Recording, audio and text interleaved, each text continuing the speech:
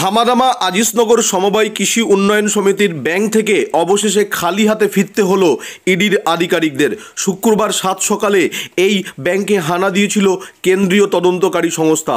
অর্থাৎ রেশন বন্টন দুর্নীতিতে দেগঙ্গার হামাদামায় কৃষি সমবায় উন্নয়ন সমিতির যে ব্যাংক রয়েছে সেই ব্যাংক থেকে খালি হাতে ফিরল ইডির আধিকারিকরা। শুক্রবার সকাল 6:30 নাগাদ এই ব্যাংকে হানা দেয় ইডির 6 জন আধিকারিক ও সঙ্গে সিআরপিএফ জওয়ান ছিল।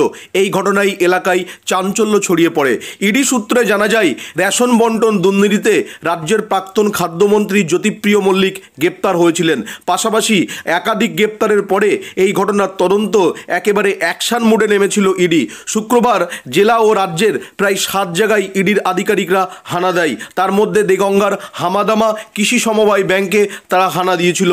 অবশেষে এই ব্যাংকের ম্যানেজার ও কর্মকর্তাদের প্রায় 12.5 ঘন্টা ম্যারাথন জিজ্ঞাসাবাদ এবং নথিপত্র খতিয়ে দেখে সন্ধ্যে 7:10 হামাদামা কৃষি সমবায় ব্যাংক থেকে বেরিয়ে গেলেন ইডির আধিকারিকরা।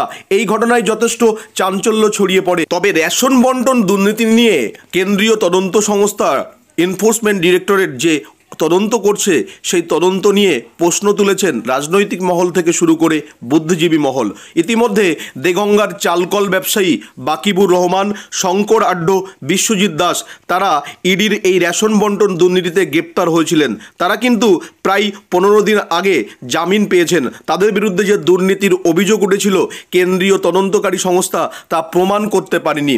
আর এই রেশন বন্টন দুর্নীতিতে দেগঙ্গার হামাদামা সমবায় কৃষি যে ব্যাংক রয়েছে এই ব্যাংকের মাধ্যমে কৃষকদের কাছ থেকে ধান কেনা হয়েছিল।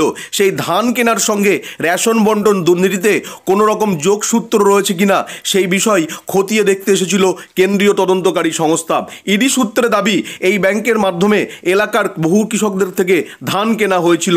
সেই ধান এবং দুর্নীতি হয়েছিল কিনা এবং এই রেশন বন্টন দুর্নীতির সঙ্গে সরাসরি যোগ রয়েছে কিনা সেই বিষয়ে তদন্ত করতে এই কেন্দ্রীয় তদন্তকারী সংস্থা শুক্রবার 7 সকালে আজিজনগর সমবায় কৃষি উন্নয়ন সমিতিতে হাজির হয়েছিল।